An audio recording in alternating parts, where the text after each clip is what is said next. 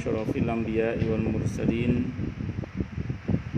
sayyidina wa habibina wa syafi'ina wa qurrati a'yunina wa maulana Muhammadin wa ala alihi wa ashabihi wa dzurriyyatihi ajma'in, amma ba'd. Asyhadu an la ilaha illallah wa asyhadu anna Muhammadar Rasulullah wa ufawwidu amri ilallah, innallaha basirun bil ibad. Hasbiyallahu la ilaha illa huwa alaihi tawakkaltu wa huwa rabbul arsyil azim. Qala Allah ta'ala fi kitabihil karim hikayatan an nabiyillahi Musa alaihi salam. Rabbi syrah li sadri wa yassir li amri wahlul 'uqdatam min lisani yafqahu qawli. Para asatidzah, para ibu-ibu sekalian, hafizani wa hafizakunallah, wabil khusus Ibu Surya dan Ibu Arlina yang sedang tidak hadirah. Nah, semoga beliau berdua dan kita semua selalu dalam naungan rahmat, barokah, perlindungan serta bimbingan Allah Subhanahu wa taala. Amin Allahumma amin insyaallah. Baik, silakan Bu dibaca.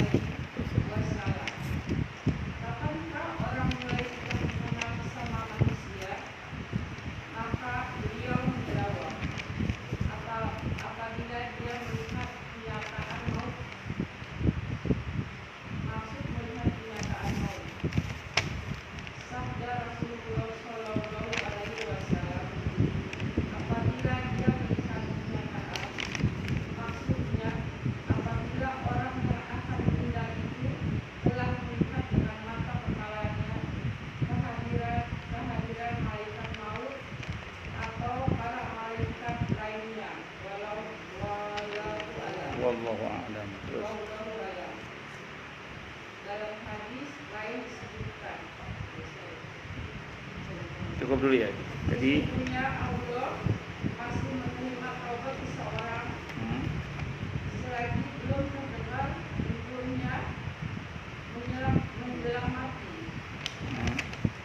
Maksudnya selagi nyawanya belum sampai ke tenggorokan, di mana orang itu melihat kesudahan hidupnya. Apakah mendapat rahmat atau penghinaan? Ketika itulah taubat dan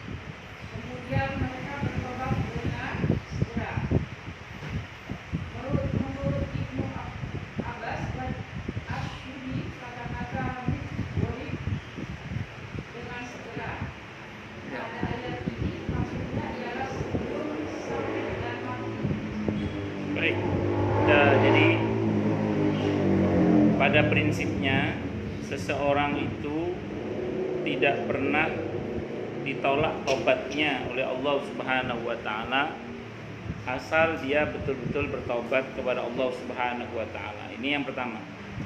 Jadi pintu tobat itu tidak pernah Allah tutup kecuali, nah ini kecuali terjadi satu di antara dua hal ini. Yang pertama yaitu ghorghoroh, ketika nyawa sudah di kerongkongan itu pintu tobat ditutup. Kenapa pintu tobat ditutup? Ya, karena pada saat nyawa di kerongkongan Allah bilang, "Falaula idza balaghatil hulqum wa antum hina idzin tanzurun." Jadi pada saat nyawa di kerongkongan, orang yang mau mati itu melihat kenyataan. Kenyataan apa? Kenyataan tempat tinggalnya. Kenyataan, oh ternyata malaikat itu ada. Kelihatan gitu. Jadi semuanya kelihatan, termasuk dia akan bertempat tinggal di mana. Nah, karena dia sudah tahu tempat tinggalnya, ya percuma tobat. Kita hidup di dunia ini kan sengaja Allah rahasiakan tentang pahala. Ibu sholat emang langsung dapat rekening gaji gitu kan? Enggak. Cuman Allah janjikan pahala tuh. Kita wirid, zikir, baca Quran, Allah janjikan pahala. Cuman pahalanya nggak kelihatan sekarang secara fisik. Tapi nanti begitu ibu mau meninggal dunia sampai di kerongkongan itu semuanya terlihat. Lah kalau udah terlihat kan udah nggak ada tantangannya. Makanya terus pintu tobat itu ditutup. Jadi sekarang ini masih dirahasiakan oleh Allah. Makanya kayak gini ya. Kita kan takdir kita ke depan kan kita nggak tahu. Makanya kita disuruh sabar, kita disuruh bersyukur.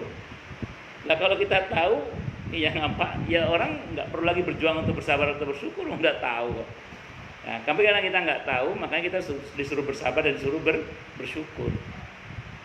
Dan di situ ada nilainya nanti di hadapan Allah, termasuk nilai pertolongan Allah tadi itu. Allahu Akbar. Karenanya kemudian saya ulang ya, selama nyawa belum di kerongkongan, pintu tobat dibuka dan tidak pernah ditutup. Itu catatannya, nggak pernah ditutup gitu. Nah terus kemudian yang kedua, pada saat matahari terbit dari barat. Pada saat matahari terbit dari barat. Ketika matahari terbit dari barat, itu yang namanya, ibu nggak kuat juga. Panas ya bu.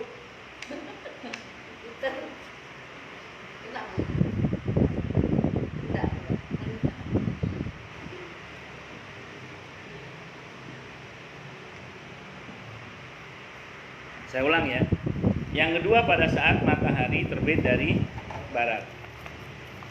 Pada saat matahari terbit dari barat itu, seseorang udah nggak terima lagi tobatnya. Kenapa? Karena pada saat itu sudah menjelang detik-detik kiamat. Sudah menjelang detik-detik kiamat. Dan pada saat itu ya percuma tobat sudah kiamat. Jadi pintu tobat itu ditutup pada saat satu nyawa di kerongkongan. Yang kedua pada saat matahari terbit dari barat. Selama satu di antara dua hal itu belum terjadi, pintu tobat tidak pernah Allah tutup. Nah berarti ayo kita semua, tidak hanya Anda tapi juga saya, kalau bahasanya Quran tadi, kata-kata Ibnu Abbas tafsirnya kan mumpung belum sakit, mumpung belum mati, memperbanyak tobat minta ampun kepada Allah Subhanahu wa taala. Tar aja Ustaz nunggu tua, ya kalau sampai tua, kalau nggak sampai tua. Tar aja Ustaz nunggu sakit-sakitan, ya kalau pakai sakit dulu, kalau nggak pakai sakit dulu. Kan ada orang mikirnya gitu, tar aja tobatnya nunggu tua, ya kalau sampai tua, kalau nggak sampai tua. Tar aja nunggu sakit-sakitan, ya kalau sakit, kalau nggak sakit. Kan ada orang yang mati nggak pakai sakit kan? Nah, makanya saya ulang ya, kita semua tidak hanya Anda tapi juga saya harus banyak-banyak bertobat minta ampun kepada Allah Subhanahu wa taala mumpung masih hidup. Oke, monggo lanjut silakan.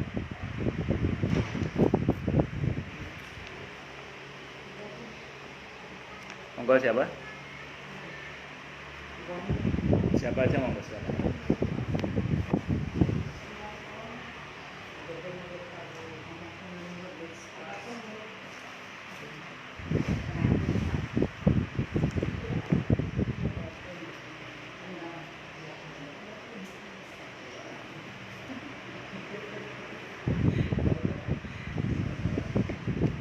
Monggo yang siapa? Tuh, yang belakang.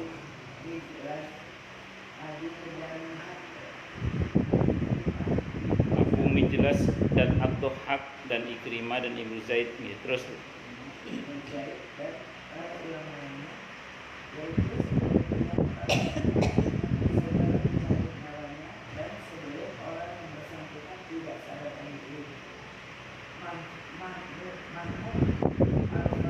Al-Waraq.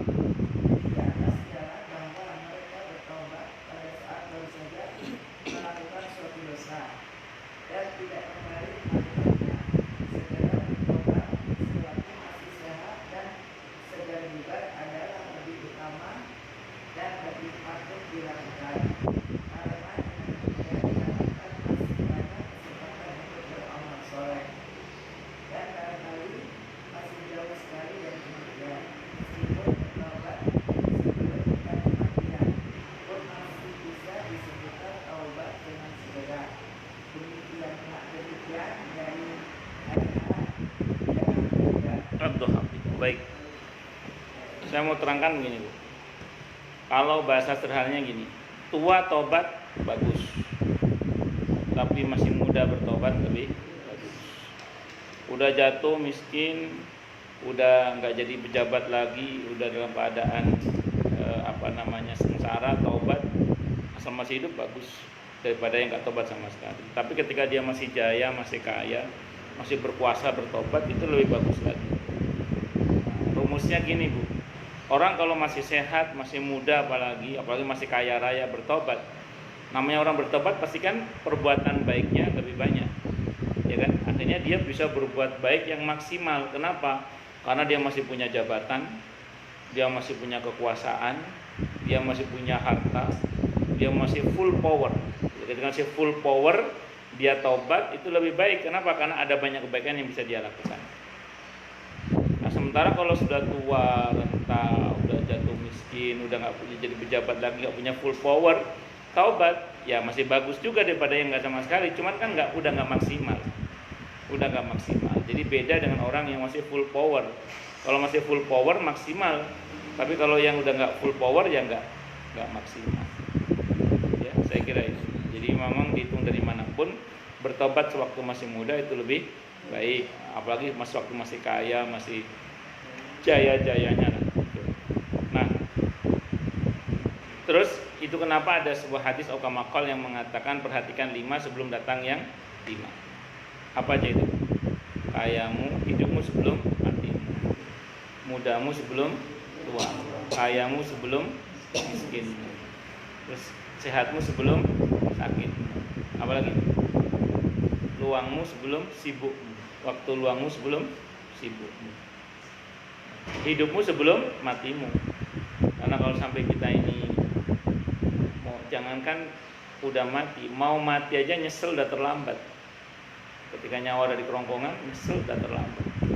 Dikatakan di surah Al-Munafikun itu, surah ke-63 ayat 10, orang yang mau mati berkata apa? Laula akhartani ila ajalin qarib fa asaddaqa wa akum minas sholihin. Duh ya Allah, andaikan kematian saya ditunda sebentar saja, maka aku akan menjadi hambamu yang soleh, maka aku akan bersedekah dan menjadi hambamu yang soleh.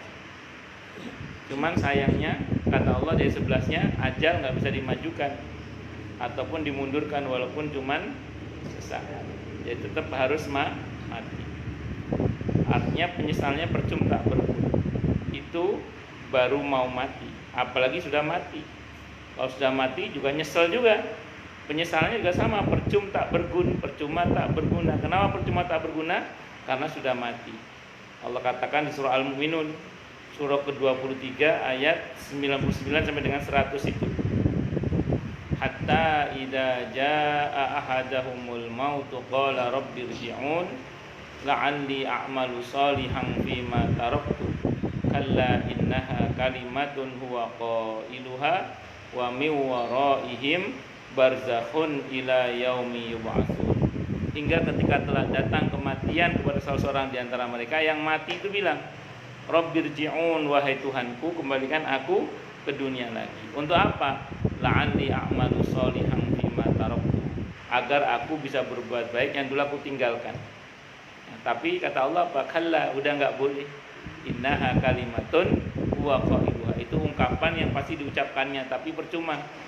Wa mi waraihim barzakh, dan di hadapan mereka ada barzah dinding yang kokoh hingga pada hari di mana mereka dibangkitkan kembali oleh Allah Subhanahu wa taala. Itu catatannya. Nah, nanti juga masih banyak lagi penyesalan-penyesalan di mahsyar, di yaumil hisab, di mizan, tapi ya penyesalannya sudah percuma. Makanya mumpung masih hidup, kalau mau menyesal sekarang, mumpung masih hidup. Kemudian yang kedua, yang tidak kalah pentingnya adalah tadi apa? Kayamu sebelum miskin. Ya, kalau kita masih kaya tadi kan kita bisa berbuat baik yang maksimal. Kalau udah miskin, biasanya cuma pengen aja, tapi nggak terjadi. Kalau dulu masih kaya, kita pengen bikin masjid, jadi masjid. Pengen bikin musola, jadi musola. Pengen bikin pesantren, jadi pesantren. Pengen bikin sekolah tahfidz, jadi sekolah tahfidz. Kenapa? Masih kaya. Tapi kalau udah miskin ya, cuman pengen doang. Ya, pengen punya pesantren, pengen punya rumah tahfidz, pengen doang. Pengen nggak ada duitnya, pengen doang. Ya itu dia Anda. Makanya mumpung kaya, maksimalkan. Nah itu yang kedua. Yang ketiga, yang tidak kalah pentingnya adalah waktu sehat sebelum sakit. Orang kalau masih sehat masih bisa berbuat banyak. Tapi kalau udah sakit, nggak seperti yang masih sehat. Berapa banyak orang yang sulit ingin mengerjakan sholat karena memang fisiknya sudah sakit. Berapa banyak orang yang sulit ingin mengerjakan puasa karena fisiknya sudah sakit. Berapa banyak orang ingin berbuat baik nggak bisa karena sudah sakit. Nah, untungnya kalau dia masih mudanya dulu rajin berbuat baik, itu walaupun sudah sakit, udah tua, udah sakit, dia tetap diberi pahala seperti dia masih muda dulu ketika masih biasa berbuat baik. Kayak contoh gini nih, ini kan kita setiap Kamis kedua sama keempat ngaji ya ba'da zuhur. Nah, kita ngaji begini kan kebiasaan.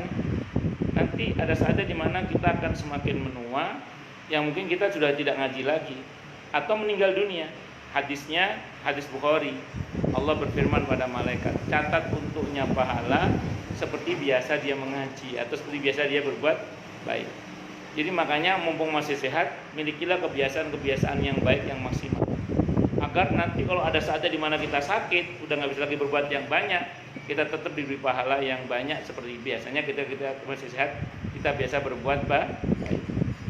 Nah, demikian juga waktu luang sebelum datang waktu sempit.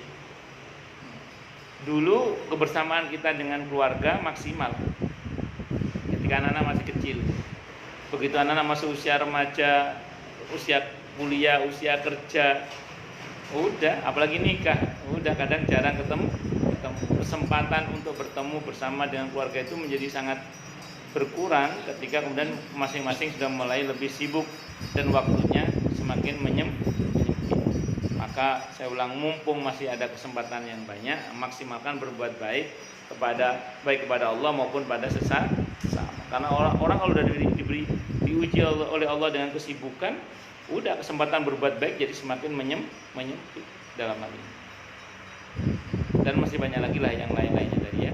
Wallahu a'lam bishawab. Oke, lanjut silakan.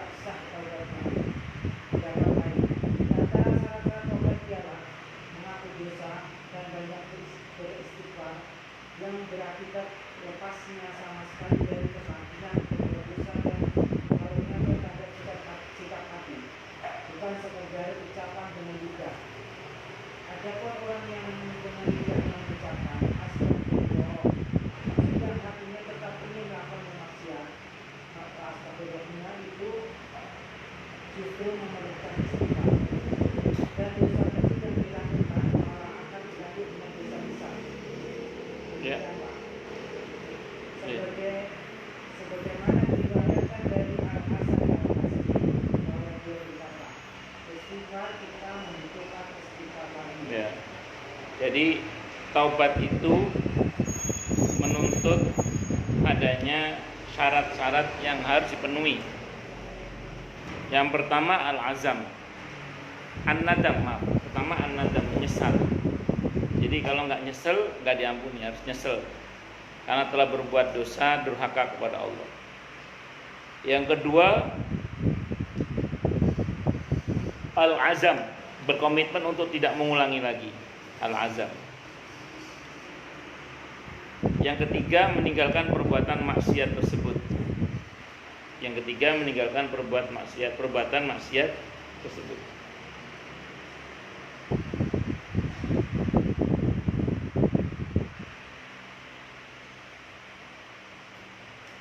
Dan yang keempat ada syarat malu itu. Kalau di Riyadhus Shalihin cuma 3 Riyadhus Shalihin. Menyesal, berkomitmen untuk tidak mengulangi lagi dan meninggalkan perbuatan maksiat tersebut. Nah, untuk meninggalkan perbuatan maksiat itu disertai dengan komitmen itu bahwa dia tidak akan mengulangi. Kalau sampai terjadi pengulangan bagaimana? Ya tobat lagi. Kalau berulang-ulang bagaimana? Ini rumusnya, bahwa orang itu jangan berhenti bertobat karena banyak maksiat, tapi teruslah bertobat sampai bosan maksiat. Jadi jangan pernah berhenti bertobat karena banyak maksiat, tapi teruslah bertobat sampai bosan maksiat. Emang idealnya sih berhenti ya, tapi kan nyatanya saya sering sampaikan ya bahwa ada pepatah yang mengatakan keledai tidak akan jatuh pada lubang yang sama 2 kali. Itu keledai. Nah, kita ini bukan keledai, kita ini manusia. Kita ini bisa jatuh pada lubang yang sama berkali-kali karena manusia itu bisa lebih parah daripada binatang. Cuman paling tidak kalau kita sudah membuat pengakuan di hadapan Allah bahwa kita ini minta minta ampun dengan sungguh-sungguh. Kita mengakui bahwa kita ini banyak dosa, terus minta ampun pada Allah dan berkomitmen ingin berhenti dari semua perbuatan dosa itu. Bahwa kemudian kita tidak bisa, itu persoalan lain. Yang penting itu kita membuat komitmen, i'tiraf, pengakuan di hadapan Allah Subhanahu wa taala. Jangan sampai tidak membuat pengakuan di hadapan Allah Subhanahu wa taala. Nah, itu seperti itu. Jadi saya ulangi, jangan berhenti bertobat karena banyak maksiat, tapi teruslah bertobat sampai bosan maksiat. Memang tadi ada kata-kata begini. Termasuk yang harus istighfari adalah ketika ada orang beristighfar sementara maksiat itu masih jalan terus. Ya, jadi orang ini beristighfar tapi maksiat jalan terus. Itu istighfarnya perlu diistighfari itu kalau kata Hasan Al-Basri tadi. Ya, sebenarnya nggak cuma itu. Ada banyak hal yang perlu kita istighfar dari kebaikan-kebaikan kita. Jadi tidak hanya istighfar, ada banyak kebaikan kita yang menurut saya perlu diistighfari. Kenapa diistighfari? Karena kadang kita ini, saya mohon maaf ya, kurang bersungguh-sungguh tadi. Kita ini sholat menghadap kepada Allah. Namanya aja menghadap kepada Allah. Kadang tidak semua kita sungguh-sungguh menghadapkan lahir batin kita kepada Allah. Apa namanya kalau nggak istighfar gitu. Kita ini bersedekah ya karena Allah. Tapi saya mohon maaf, fakta di lapangan sebagian kita kan masih terbesit ingin dipuji oleh makhluk. Makanya saya ulang sekali lagi, di samping kita banyak berbuat baik, di samping kita banyak berbuat baik itu berbanyak bersyukur kepada Allah, tapi kita juga harus banyak beristighfar, minta ampun kepada Allah. Takutnya ada riak-riaknya, ada ujub-ujubnya dan begitu seterusnya.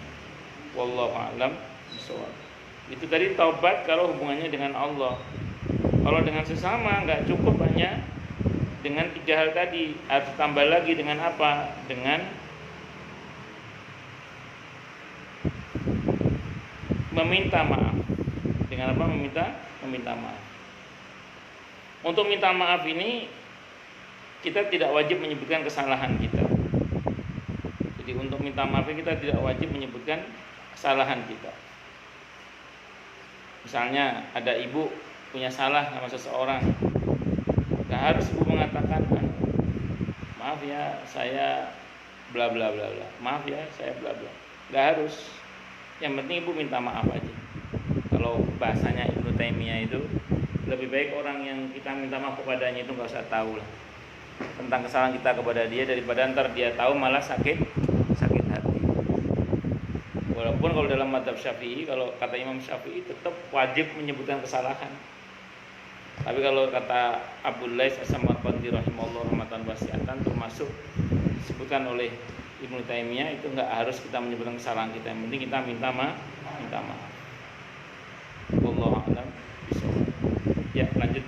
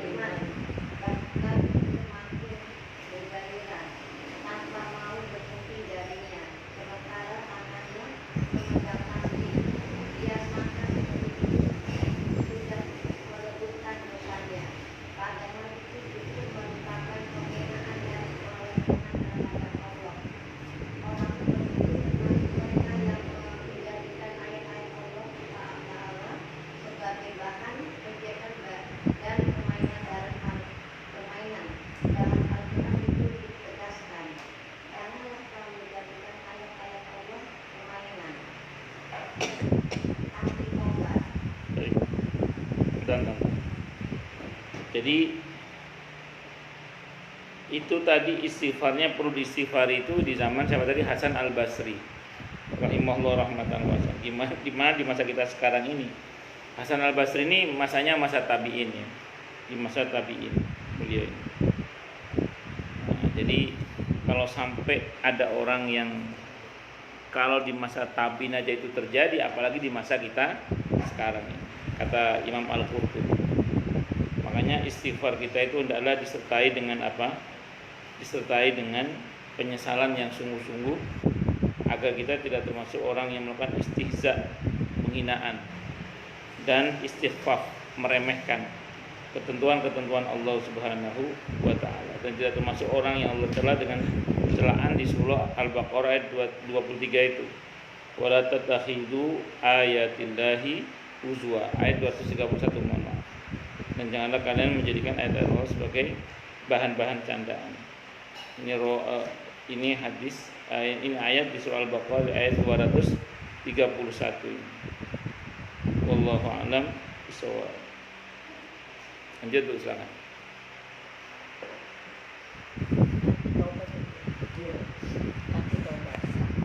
Ali radhiyallahu anhu pernah melihat seseorang seusai salatnya berkata, "Ya Allah, sesungguhnya aku mohon ampun dan bertaubat kepadamu dengan segera."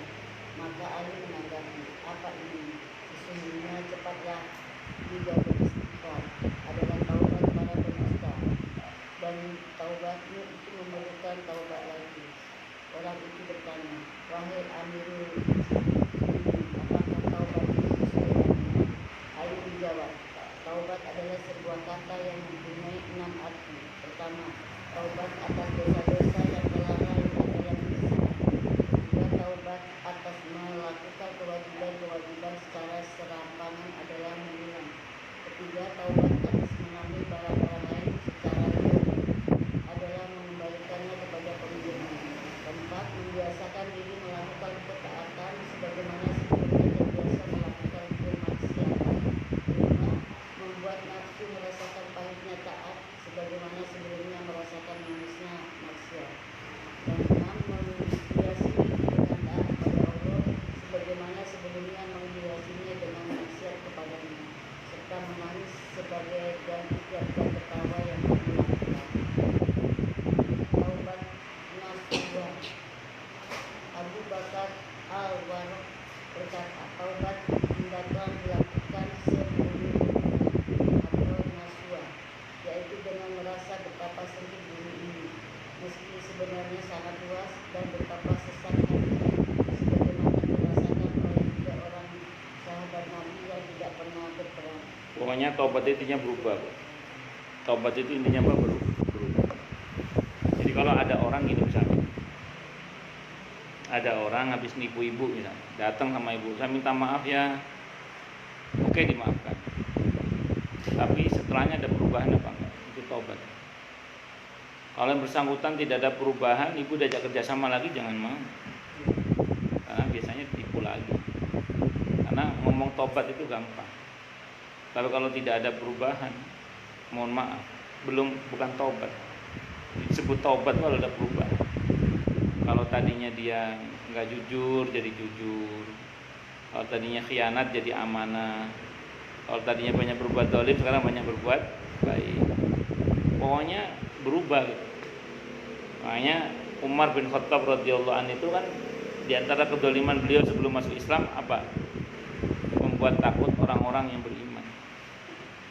Begitu bertobat masuk Islam, keberaniannya dipakai untuk menggertak orang-orang yang orang-orang yang kafir, yang dolim. Jadi yang tadinya keberaniannya dipakai menggertak orang Islam, sekarang keberaniannya, kegagalannya dipakai untuk menggertak orang kafir, orang-orang yang dolim. Itu Umar bin Khattab radhiyallahu anhu. Makanya saya sering sampaikan juga, kalau ada preman pasar tobat, preman terminal tobat, itu sering saya bilang jangan meninggalkan pasar, jangan meninggalkan terminal.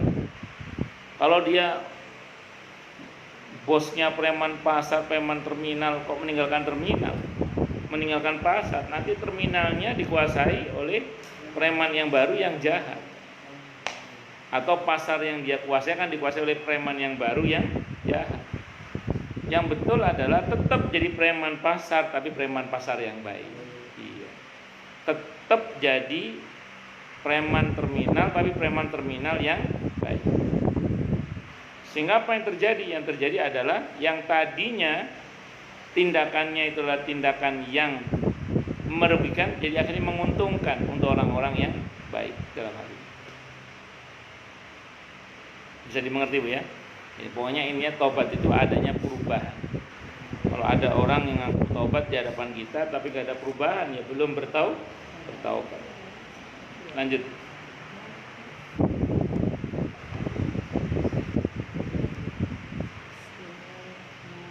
Ada pula yang mengatakan memakai pada nasihat ialah meminta maaf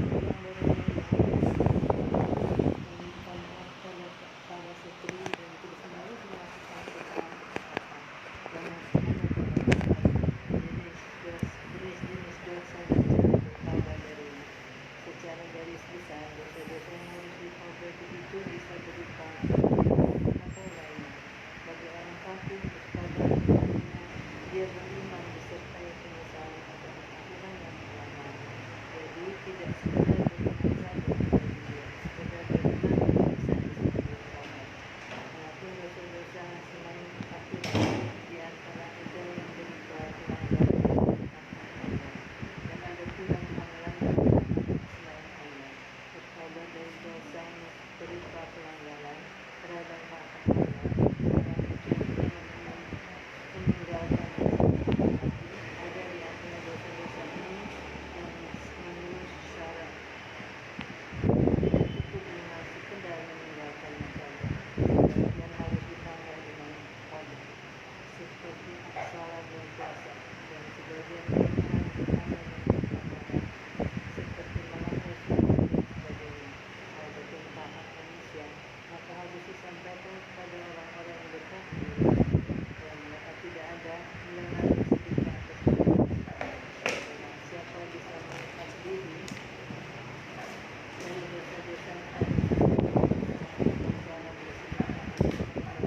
bersedekah karena miskin umpamanya, maka hadapan bagi satunya tinggal ampunan dari Allah Subhanahu dan anugerahnya sehingga diberikan terhadap orang seperti ini. Allah Ta'ala sembari menyatakan jalimannya terhadap hak yang harus ditunaikan dan mengganti keberkahan dan kebaikan keluarga.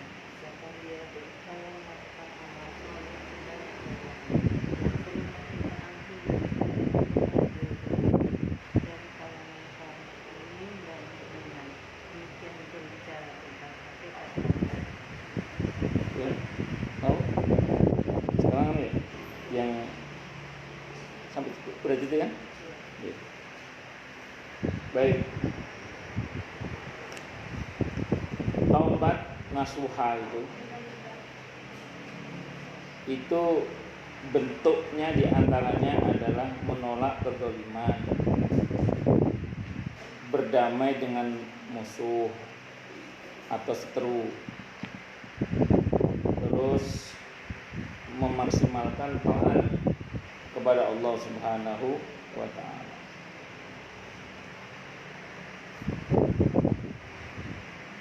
Secara global atau secara umum, pokoknya taubat itu diindikasikan dalam bentuk-bentuk mengganti keburukan dengan kebaikan-kebaikan. Intinya, jadi puncaknya adalah mengganti keburukan dengan kebaikan-kebaikan. Baik itu hubungannya dengan Allah maupun hubungannya dengan sesama. Ini contoh yang dengan Allah dulu misalnya. Kita subuh kesiangan misalnya. Kita tobat, astagfirullah, ampuni hamba ya Allah, subuh kesiangan ya Allah. Komitmennya apa? Ya berarti mulai besok jam tidurnya diatur, alarmnya dipasang betul. Nah, itu komitmen berubah.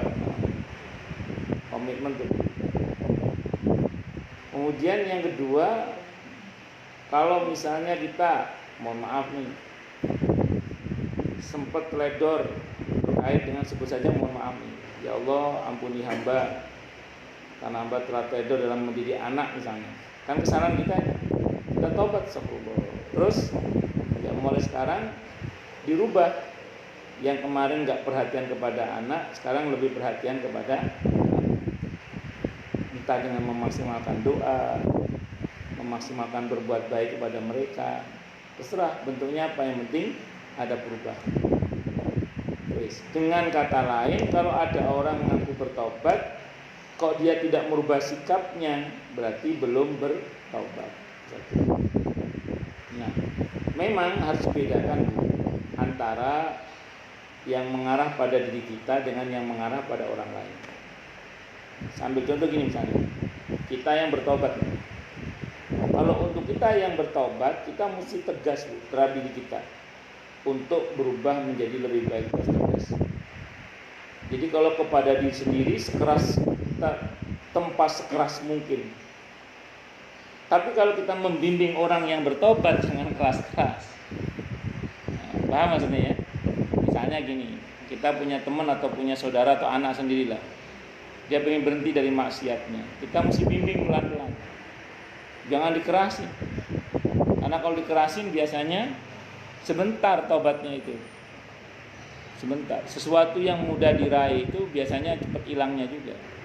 Beda dengan kalau ada proses perjuangannya. Makanya saya mencermati beberapa orang yang tobatnya itu drastis, mendadak, cepat, instan gitu. Itu kalau nggak didampingi dengan baik, itu cepat menguapnya, pudarnya. Kecuali dia didampingi terus oleh lingkungan yang baik, teman yang baik, pergaulan yang baik. Insya Allah awet kalau yang begitu. Tapi kalau yang nggak begitu, banyak jebolnya itu, banyak jebolnya. Nah, makanya kita semua, tidak hanya Anda tapi juga saya, kalau bicara taubat ke dalam diri kita sendiri, kita mesti agak disiplin, ya, agak dipaksakan. Allahumma paksakan. Tapi kalau kita bicara membimbing orang lain yang bertobat, kita mesti berlunak-lunak, tidak boleh berkeras-keras, karena mereka juga harus berproses. Tapi arahnya harus jelas, yaitu perubahan yang lebih baik. Ya, saya kira itu. Wallahu a'lam bishawab. Baik, sebelum baca lanjutannya, ada yang mau nanya dulu mungkin? Tanya, protes, marah, enggak besar. Ada cerita dia bahwa ada orang yang meninggal mati suri gitu ya. Juga sebelum dia suri dia punya kisah dia. Mati suri itu dalam dia ke dunia kembali, itu bertobat, itu diampuni ya Pak. Baik. Orang yang mati suri itu belum mati sebenarnya. Dia hanya nggak sadar aja. Nah, semacam koma atau pingsan gitu. Kalau dalam ilmu kedokteran kan namanya mati secara klinis. Mati secara klinis itu belum mati. Jadi nyawanya belum melewati kerongkongan. Tapi orang yang mati suri itu kadang cerita, Ustaz ketemu sama orang yang udah mati begini-begini. Nah, nanti coba Ibu, ada yang bawa Quran nggak? Nggak ada ya? Baca terjemah surah Az-Zumar, surah ke-39 ayat 42 itu. Ibu yang belakang bawa nggak? Nggak bawa juga ya? Ya, kalau di Az-Zumar atau Bu Surya punya? Surah ke-39 ayatnya ayat 42 ya. Baca terjemahnya nanti.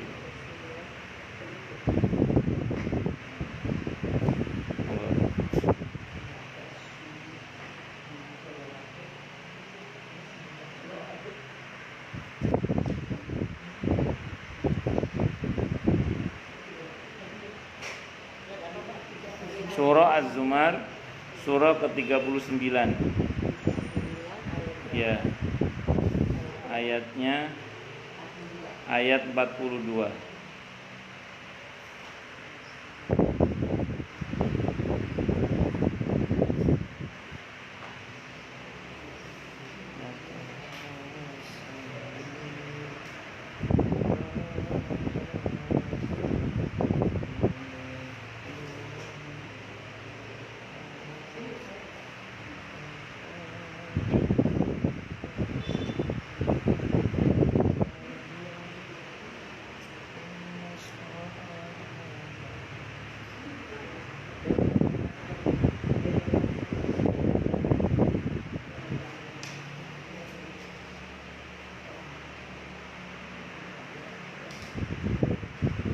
Coba baca terjemahannya. Allah memegang jiwa orang ketika matinya dan memegang jiwa orang yang sebelum mati tetap di tubuhnya.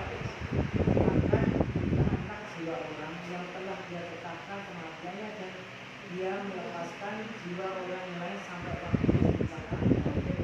Jadi ruhnya orang yang mati sama ruhnya orang yang masih hidup dalam tidurnya, apalagi koma ya, itu dalam genggaman Allah. Belum. Kan Allah katakan yang mati ditahan ya oleh Allah, tapi yang bagi masih hidup dikembalikan oleh Allah. Sehingga orang yang koma tadi, orang yang mati suri itu ya dia karena dia belum mati, dia dikembalikan oleh Allah. Jadi ruhnya itu sesungguhnya belum keluar sebagaimana ruhnya orang yang mati, yang permanen sudah tidak akan kembali lagi kecuali nanti pada setelah hari kebangkitan. Tapi kalau orang yang mati suri itu dia masih hidup sebenarnya, kayak orang tidur aja.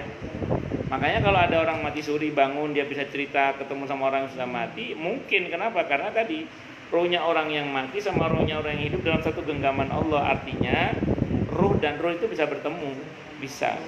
Tapi tobatnya masih diterima oleh Allah. Kenapa masih diterima? Karena dia belum mati. Karena dia belum mati. Karena dia masih. Ya, ya betul. Memang begitu biasanya.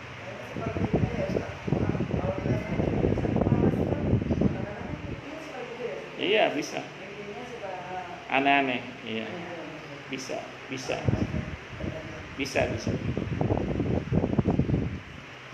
Silakan yang lain. Kalau ada. Oh, enggak, Bu. Itu kalau misalnya ya orang bisa Iya, Bu. tapi mereka itu bertobat itu artinya itu dosa-dosa mereka itu yang sepertinya misalnya bisa membunuh misalnya itu benar-benar diampuni itu Ustaz. Ya, Ibu baca biar langsung Allah jawab ya. Ibu baca surah Al-Furqan.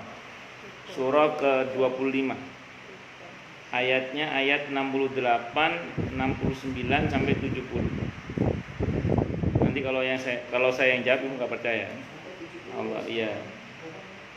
Surah ke-25 ayat 68 sampai ayat 70. Silakan baca terjemahnya.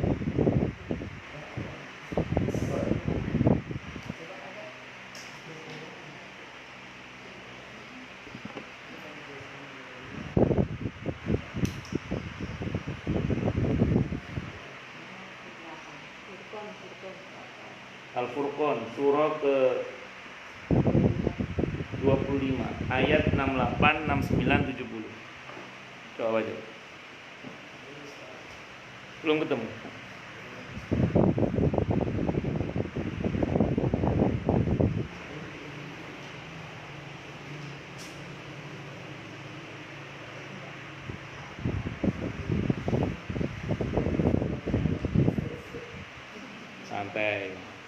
Santai mawon, sabar. Sambil latihan buka-buka Quran.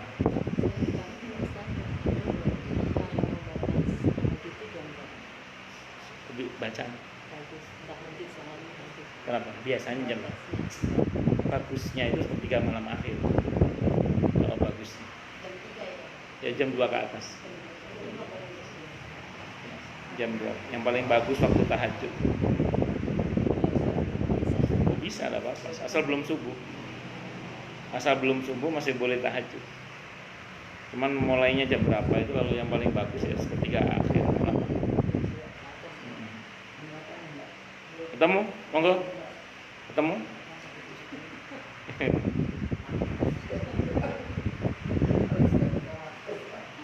Padahal fontnya udah besar itu.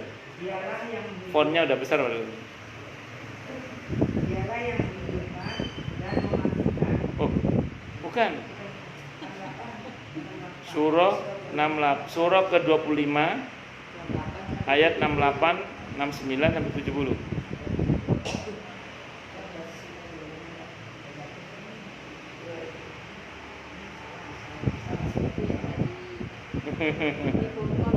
Surah ke-25. Bukan 35, 25. Ya, maklum sudah tua. Sudah tua tapi masih muda. Sudah tua tapi Loh iya, ibu tadi masih lincah loh, jalannya lincah banget. Ibu masih lincah banget loh, masya Allah. Iya, jalannya masih lincah banget loh, masya Allah. Kalah saya. Lari masih kuat ya. Iya. Dari celananya aja Levi's. Celana jin. Celananya jin.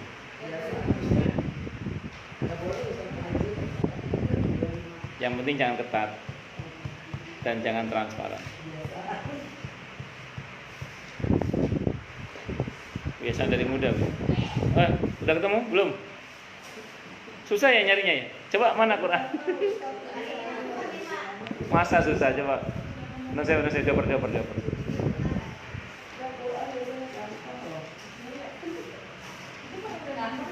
Saya umi. Al-Anbiya kan ini 21. Ini 24. 25 Al-Furqan kan? Ayatnya ayat saya uni. Ayat 68. Dari 68 ini saya uni. 68 ini ya. Ini udah ketemu dah itu nih. Udah ketemu.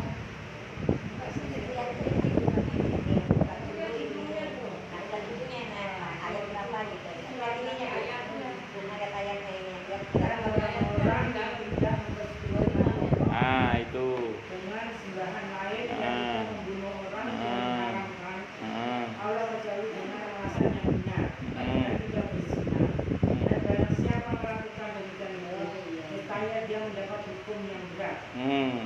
Yakni akan dilipat ganjaran azab untuk kepada siapa dan dia akan kekal dalam azab itu dan keadaan terhina, kecuali orang-orang yang bertobat dan mengerjakan kebajikan, maka kejahatan mereka diganti dengan kebaikan.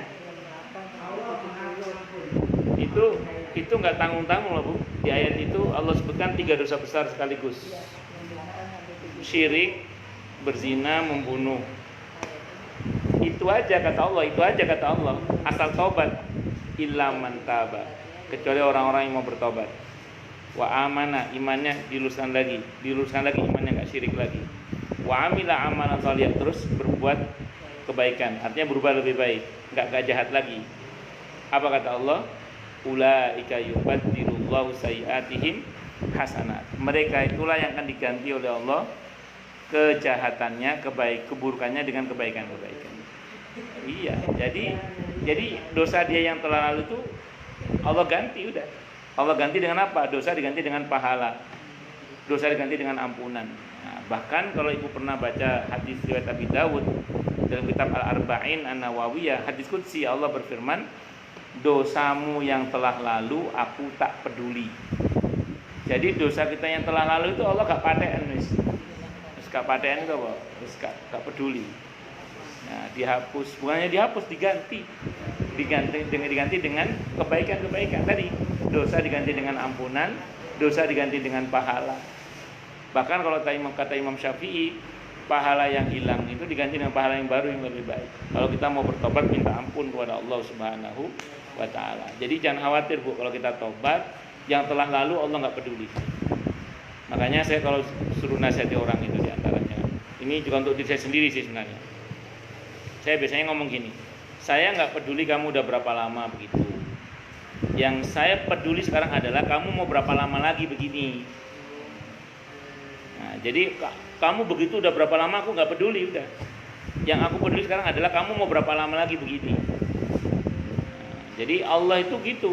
Yang lalu Allah nggak peduli udah. Asal kedepannya dia memang berubah menjadi lebih baik. Iya. Nah, lanjutannya Bu. Oleh karena Allah sudah nggak peduli dengan keburukan orang itu, karena dia sudah tobat, sudah berubah menjadi lebih baik, maka kita sebagai manusia juga tidak boleh mencela yang bersangkutan dengan masa lalunya. Kita nggak boleh menghina seorang dengan masa lalunya, itu tidak boleh. Kamu sih dahulu itu, kamu itu kau ini, tidak boleh. Kenapa? Karena kalau sampai kita menghina seseorang dengan masa lalunya, padahal yang bersangkutan sudah bertobat, maka kita tanpa kita sadari kita telah berbuat yang bertentangan dengan apa yang Allah mau. Kenapa? Karena Allah maunya mengabaikan masa lalunya. Kok kita masih ngungkit masa lalunya? Kenapa? Iya, nggak bebas siksa. Iya, ya. iya. Kita nggak dapat selesai. Betul, karena Allah ganti udah.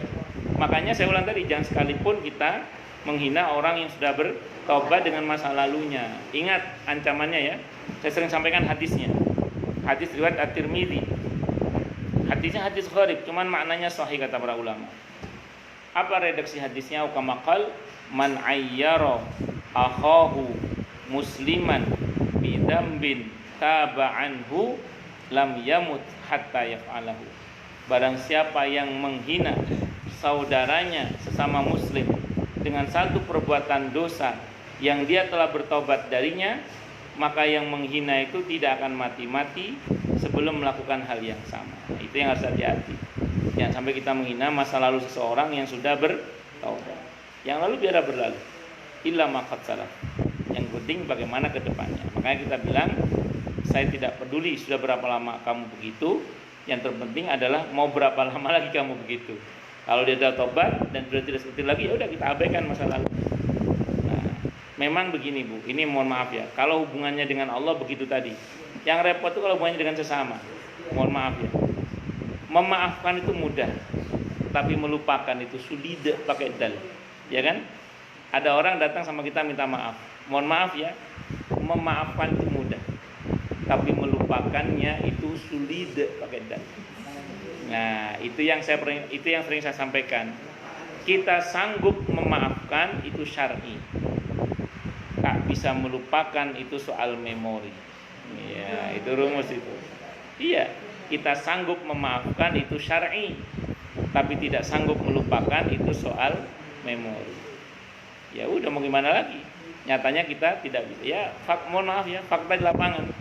Mungkin ibu kalau ngelihat teman kuliah atau teman SMA ibu dulu yang pernah mutusin ibu, bikin sakit hati ibu, patah hati ibu, kan mungkin sebel juga. Mungkin kita udah memaafkan ya. Iya, karena ibu udah dapat ganti yang lebih baik. Akan tetapi maksud saya kalau keingetan itu kadang kita nggak bisa melupakan itu. Iya, jadi sanggup memaafkan itu syar'i, tapi tidak sanggup memaafkan, tidak sanggup melupakan itu soal memori. Ya. Misalnya kita mau dapatkan mantu yang dia bersama perempuan mana itu yang sulit Iya. Padahal kan kita nggak boleh juga ya Sob ya. Nggak boleh ungkit masa lalunya asal dia tobat ya. Iya. Tapi ini faktanya saya untuk menerima gitu kan. Ya pelan-pelan lah. Saya nggak usah jauh-jauh. Saya ada jamaah juga. Seorang ibu-ibu udah sepuh. Suaminya meninggal dunia. Begitu suaminya meninggal, keluar semua kata-kata jeleknya tentang suaminya itu. Rupanya selama suaminya masih hidup dia pendam terus rasa sakit hati itu. Rasa sakit itu udah sepuh, udah usia 70-an tahun ke atas. Sudah sepuh, begitu suaminya meninggal, ya Allah naudzubillah dari. Semua kata-kata kotor, kata-kata jelek, kebencian kepada suaminya keluar semua. Dia mengatakan begini, saya sebenarnya sudah maafkan suami saya Ustaz, tapi saya tidak bisa melupakan perbuatan suami saya yang begitu menyakitkan hati saya.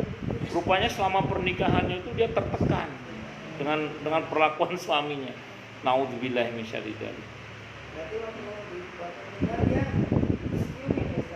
Itu yang saya mohon maaf ya.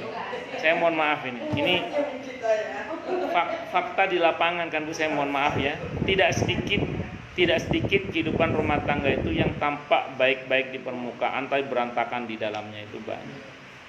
Ya, entah karena ya saya mohon maaf ya. Saya nggak tega ngomongnya ya, macam-macam lah kasusnya, orang macam-macam ya. Ya tentu kita berdoa pada Allah semua Allah perbaiki keadaan kita semua. Kalau kita takut diam aja, akhirnya dari situ. Tapi kalau kita menjawab, nah kita mana dari situ? Bagus. Ibu nanti dibaca di surah An-Nisa ayat 148. Orang yang didolimi itu boleh berkata kasar secara terang-terangan itu boleh. Jadi kalau memang suami berbuat dolim kepada ibu sebagai seorang istri, ibu menjawab kedoliman suami itu boleh, tidak apa-apa. Iya, konteksnya bukan kita durhaka, bukan. Tapi meluruskan apa yang tidak lurus, tapi tentu dengan cara yang baik.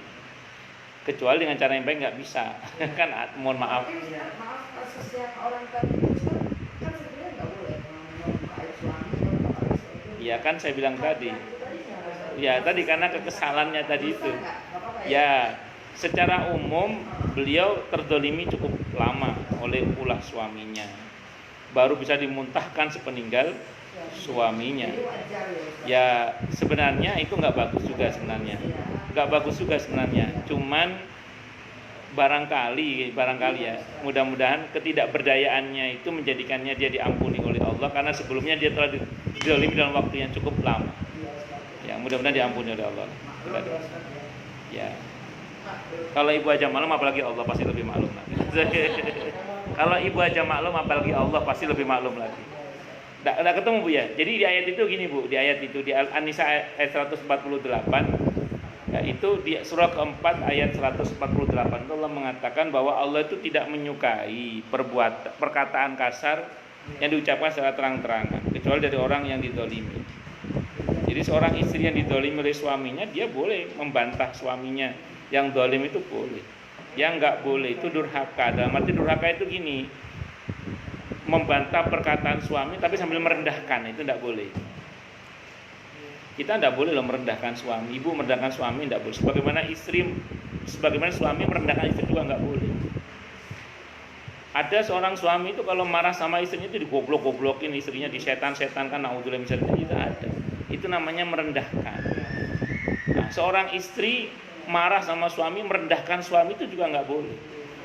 Terus bagaimana marah yang betul? Marah pada proporsi yang benar. Contoh misalnya, maaf ya, suami Anda itu muales. Wis muales, dua pisan misalnya. Ya, kita tekankan saja, Mas, kamu itu apa enggak malu nanti di hadapan Allah ketika diminta pertanggungjawaban bahwa kamu itu bagaimana tanggung jawab sama keluarga kamu kalau kamu jadi pemalas begini. Itu cukup di situ aja marahnya. Jangan pakai dasar kamu suami terus ngabsen binatang seragunan. Nah, itu kan merendahkan suami sama dengan binatang atau melecehkan.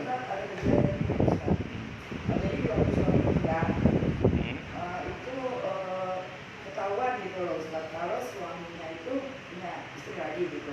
Tiba-tiba istrinya tuh nggak tahu soal ya itu marah sama mayat itu loh. Jadi yang tadi istrinya nangis gitu. Soalnya mama mayat sekarang. Jadi ketahuan gitu. Yang nangis jadi berubah nangis gitu, Ustaz. Hukum gimana tuh, Ustaz? Kan kesalahan suami misalnya, Ustaz. Tergantung praktek poligaminya selama hidup. Kalau praktek poligaminya semasa hidup dia baik, misalnya dia tetap menafkahi istri pertamanya, tetap anak-anaknya diperhatikan, artinya tidak ada kedoliman yang terjadi, ya nggak betul juga sebenarnya. Walaupun suaminya juga nggak benar juga gitu. Walaupun dalam arti nggak benernya itu karena nggak, ya itu terus terang terus itu. Nah terus kemudian itu satu. Tapi kalau praktek suaminya semasa hidup memang buruk, naudzubillah misalnya dari itu, ada banyak kedoliman yang terjadi, ya itu ya semoga Allah maklumi tadi itu karena kesalahannya. Kenapa? Ibu nanya hukum kan? Ibu nanya hukum ya. Kalau nanya hukum dalam berpoligami itu tidak wajib izin istri pertama. Tapi secara akhlak, secara etika itu sepatutnya lah tahu semuanya. Itu seperti itu. Kalau secara hukum selama hak dan kewajiban terpenuhi semua ya tidak berdosa. Iya secara hukum, secara hukum ya, secara hukum. Tapi kalau secara akhlak memang sebaiknya tahu semua. Dosa pengalaman suami setelah suami meninggal kita nggak tahu matinya. Karena setelah meninggal kan kita buka-buka ya. Misalnya ada wanita gitu. Nanti wanita itu ditolong oleh suami saya dan dia mau bunuh diri mau apa gitu ya. Lalu suami saya nasihatin ngasih buku gitu. Itu apa kamu harus ngasih gara-gara dia habis kehilangan mobil, perhiasan dan lain-lain. Akhirnya suami saya tuh nolong gitu loh Pak Ustaz. Saya kan nggak ngerti ya, histeris dong Pak.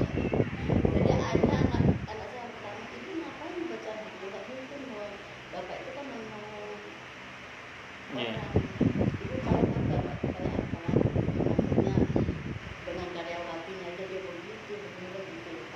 Akhirnya saya dari tempat kan siapa? Saya bilang gitu kan.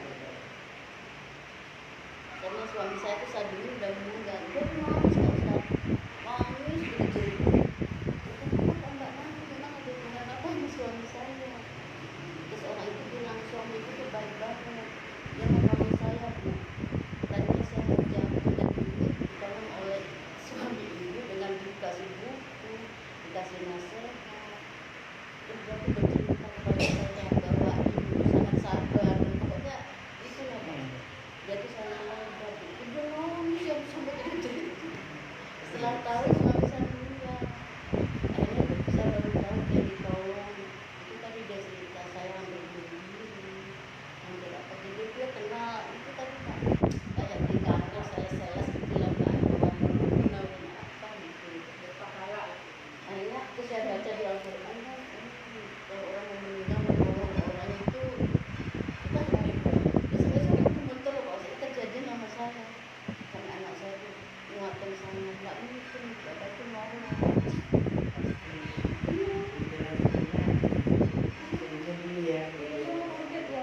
Akhirnya saya ngasih kabar ke wanita itu, ternyata dia nangis Pak. Iya, baru dikasih pikirin bukunya itu memang ada jadi banyak Pak. Beli langsung ke pencetakannya suami saya bagi ke orang-orang Pak. Belum masuk sih itu tadi. Ya Allah, itu saya itu kejadian sama saya tuh Pak. Iya. Akhirnya udah nggak ada apa-apa, saya cuma bapak menolong saya. Insya Allah. Jadi saya kemarin tuh teman anak saya gede dia mau saya kasih tahu. Berarti bapak nolong orang, nggak usah pikiran yang macam-macam. Iya, iya. Kayak gitu gimana gitu Pak Ustaz? Tapi Iya. saya nggak ngomong ke mama, saya Iya. bilang ke anak saya aja gitu ya. Kasih tahu. Yang lalu biar berlalu. Yang penting ke depannya. Yang penting akan datang.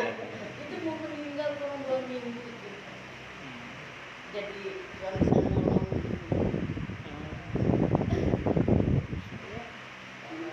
Ya, ada lagi Bu mungkin? Sebelum saya tutup. Cukup dulu. Saya tutup dengan hamdalah. Alhamdulillahirabbil alamin. Semoga kajian kita bisa bermanfaat.